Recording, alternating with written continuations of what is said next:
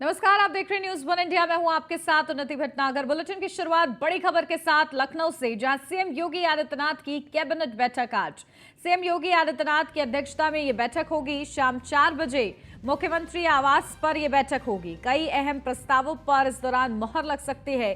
CM Yogi Adityanath की अध्यक्षता में यह खास बैठक कैबिनेट की, इस दौरान कई अहम प्रस्तावों पर चर्चा की जाएगी कैबिनेट की बैठक में। और जिस तरीके से हर बार की कैबिनेट बैठक में यही फोकस रहता है कि जन कल्याणकारी मुद्दों को प्राथमिकता कैसे दी जाए, और इसको लेकर आज भी कैबिनेट बैठक है। विभागों से जुड़े मंत्री जो है शामिल रहेंगे, अपने अपने विभाग से जुड़े प्रस्ताव वो प्रस्तुत कर सकते हैं।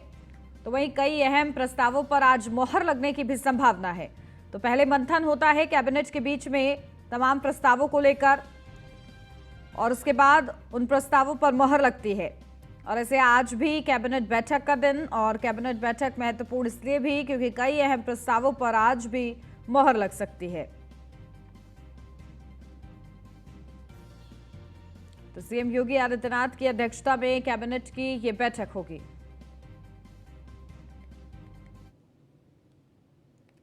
सीएम योगी के गोरखपुर दौरे का तीसरा दिन आज गोरखनाथ मंदिर में जनता दर्शन कार्यक्रम में सुनेंगे फरियाद। पूर्वांचल के कई जिले से आए फरियादी मुख्यमंत्री को सुनाएंगे अपनी फरियाद। तो सीएम योगी आदित्यनाथ के गोरखपुर दौरे का तीसरा दिन आज गोरखनाथ मंदिर में जनता दर्शन कार्यक्रम में फरियाद सुनेंगे। पूर्वांचल के कई जिले से आए फरियादी मुख्यमंत्री योगी आदित्यनाथ को अपनी फरियाद सुनाएंगे। तो सीएम योगी आदित्यनाथ के गोरखपुर दौरे का तीसरा दिन आज है। 3 दिवसीय उनका दौरा था, और इस दौरान आज तीसरे दिन भी पूर्वांचल के कई जिले से आए फरियादियों से मुलाकात करेंगे, रूबरू होंगे सीएम योगी आदित्यनाथ। गोरखपुर दौरे के दौरान जनता दर्शन का कार्यक्रम वो जरूर लगाते हैं, और इस दौरान जनता की परेशानियों से सीधा रूबरू होते हैं सीएम योगी आदित्यनाथ। और आज भी गोरखनाथ मंदिर में जनता दर्शन कार्यक्रम में फरियाद सुनेंगे।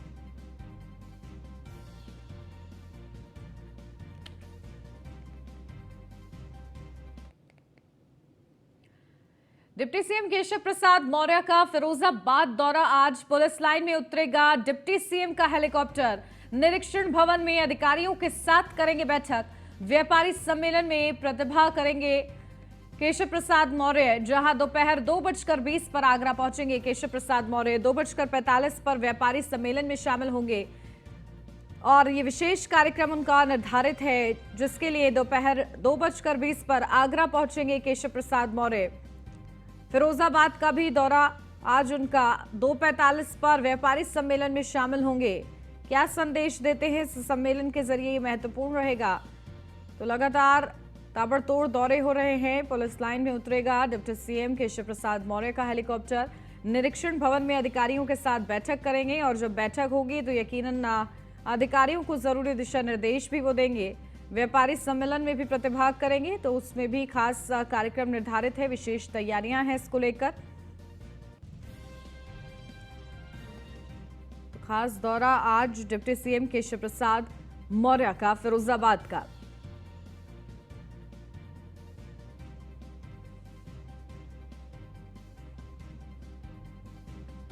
तो निरीक्षण भवन में अधिकारियों के साथ बैठक भी करेंगे सीएम योगी आदित्यनाथ के साथ साथ तमाम जो डिप्टी सीएम हैं वो भी दौरों पर है, और आज डिप्टी सीएम केशव प्रसाद मौर्य का ये खास दौरा है।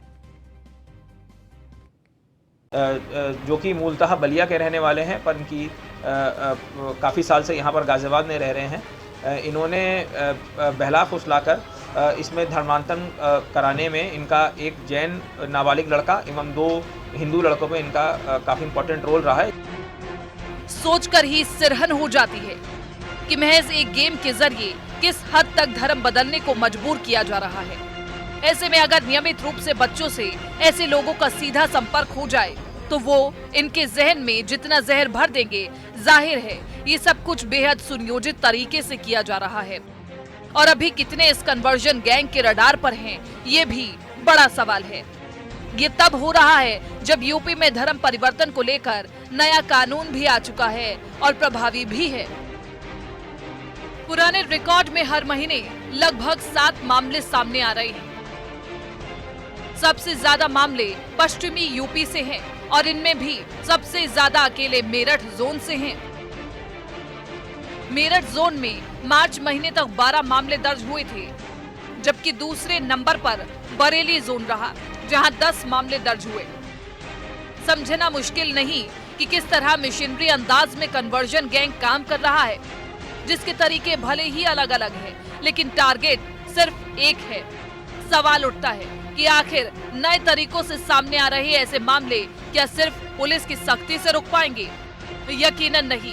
इसके लिए अभिभावकों को भी जिम्मेदारी उठानी पड़ेगी और मोबाइल युग में आपके बच्चे क्या कर रहे हैं, किससे मिल रहे हैं, इस पर नजर रखनी होगी। Bureau report, news 1 India.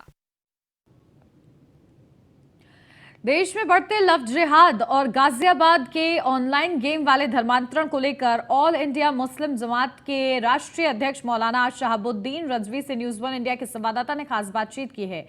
उन्होंने इस दौरान क्या कुछ कहा है, आपको सुनवाते हैं। हमारे साथ आज मौजूद हैं ऑल इंडिया मुस्लिम जमात के राष्ट्रीय अध्यक्ष मौलाना शहाबुद्दीन जी। आज उनसे जानेंगे, बात करेंगे। बरेली में लव जिहाद के 2 ताज़ा मामले सामने आए हैं, जिसमें भी कार्रवाई पुलिस द्वारा की गई है। जानेंगे इस पर क्या प्रतिक्रिया है। जी मौलाना साहब, हम जानना चाहेंगे किस तरह से ये जो मामले चल रहे हैं, लव जिहाद के 2 मामले सामने आए हैं, उसमें क्या प्रतिक्रिया? देखिए, लव जिहाद के ताल्लुक़ से कई वाक़यात सामने आए हैं, ख़ास तौर पर दिल्ली, लखीमपुर, शाहजहांपुर, बरेली। तो इस सिलसिले में आज नहीं बल्कि इससे पहले लगभग 1 महीना पहले उलमाए किराम की एक मीटिंग करके हमने ये ऐलान किया था और ख़ास तौर पर मुस्लिम नौजवानों से ये बात कही थी और उनको हिदायत दी गई थी कि इस्लाम के मानने वालों को इस्लाम ने एक दायरे में रहना सिखाया है और एक पहचान बताई है।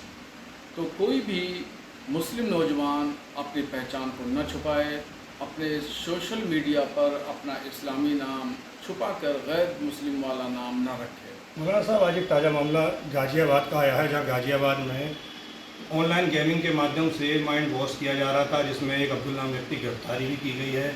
उसमें बाकायदा गेम जीतने के बाद उसमें कुरान भी पढ़ाई जाती थी और हिंदू लोगों को धर्मांतरण के लिए प्रेरित भी किया जा रहा है। उसमें क्या तस्वीर है? गाज़ियाबाद में अब्दुल रहमान नाम के एक शख्स की गिरफ्तारी हुई है। तो गिरफ्तारी सही है या गलत है, ये एक तफ्तीश का और तहकीक का माध्यम है और कोर्ट को इसको तय करना है कि ये गलत है या सही है। अभी फ़िलहाल जो गेम की बात कही जा रही है वो गेम से समझ में नहीं आता कि ये कैसे तब्दील कर सकता है या कैसे मज़हब तब्दील करा सकता है। तो ये एक तफ्तीश का इशू है। और जहाँ तक जाकिर नाइक की बात है, तो जाकिर नाइक को हिंदुस्तान के मुसलमानों ने अपना कभी रहनुमा नहीं माना और ख़ास तौर पर सुन्नी सूफ़ी बरेलवी मुसलमानों ने हमेशा जाकिर नाइक की मुखालफत की और जाकिर नाइक के जो भाषण हैं, टीवी चैनल था, पीस टीवी के नाम से चलता था, उसको हमने हमेशा मना किया कि नौजवान उसको न सुने, तमाम मुसलमान उसको न सुने। सुन्नी सूफ़ी बरेलवी मुसलमान हमेशा इस बात पर अमल करते थे और जाकिर नाइक को कभी हमने रहनुमा नहीं माना।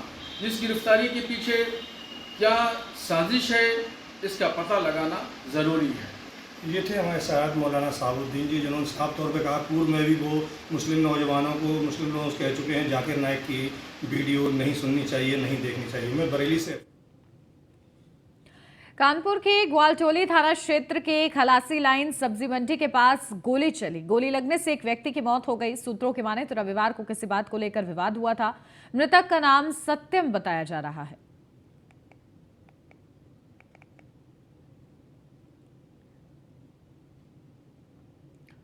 अब खबर हाथरस से है। स्वास्थ्य विभाग के खिलाफ प्रदेश के डिप्टी सीएम और स्वास्थ्य मंत्री ब्रजेश पाठक ने बड़ी कार्रवाई की है। लापरवाही और लंबे समय से अनुपस्थिति 6 चिकित्सकों को ब्रजेश पाठक ने निलंबित किया है।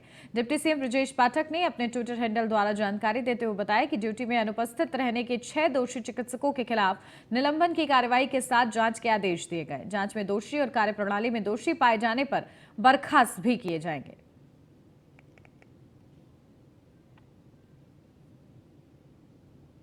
लोकसभा चुनाव 2024 में एक साल से भी कम का वक्त बचा हुआ है। ऐसे में सभी राजनीतिक पार्टियां अपनी जोर आजमाइश उन्होंने शुरू कर दी है। एक तरफ जहां बीजेपी तमाम कार्यक्रमों के जरिए कार्यकर्ताओं को जीत का मंत्र दे रही है, तो वहीं सपा और बसपा ने भी युद्ध स्तर पर अपनी तैयारियां शुरू कर दी है।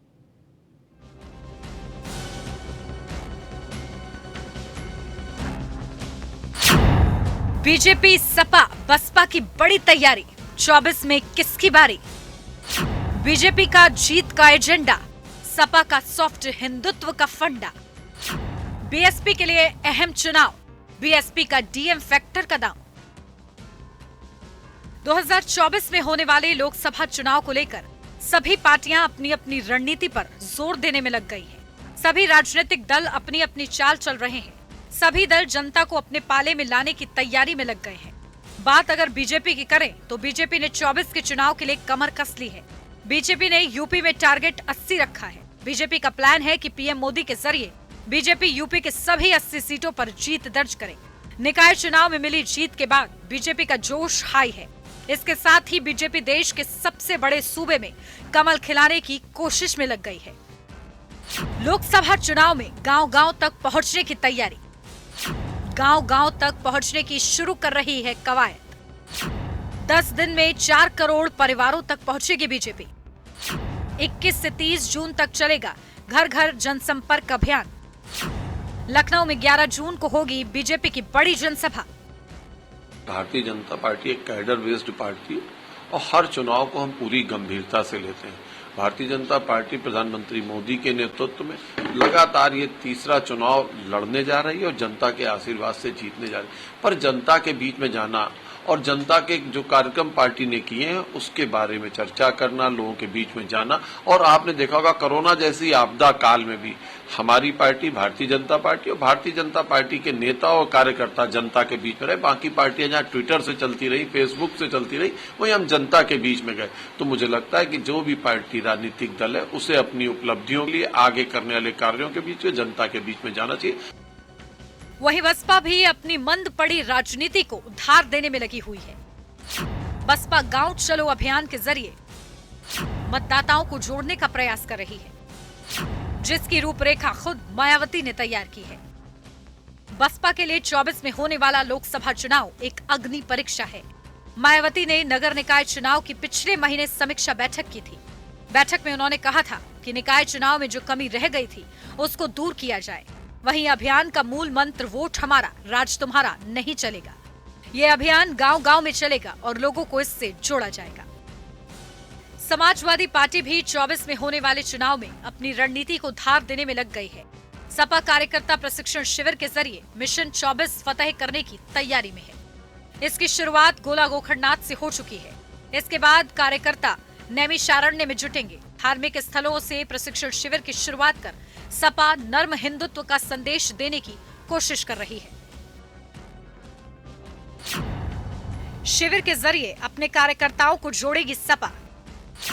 शिविर के जरिए मिशन 2024 फतेह करने की तैयारी में सपा। अखिलेश यादव हर जिले में जाकर लोगों को जोड़ेंगे।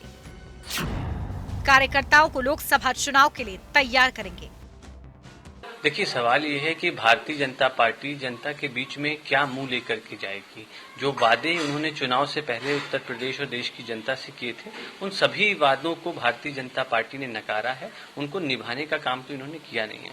आज उत्तर प्रदेश की जनता भारतीय जनता पार्टी के सरकार में बढ़ रहे अपराध और भ्रष्टाचार से परेशान है।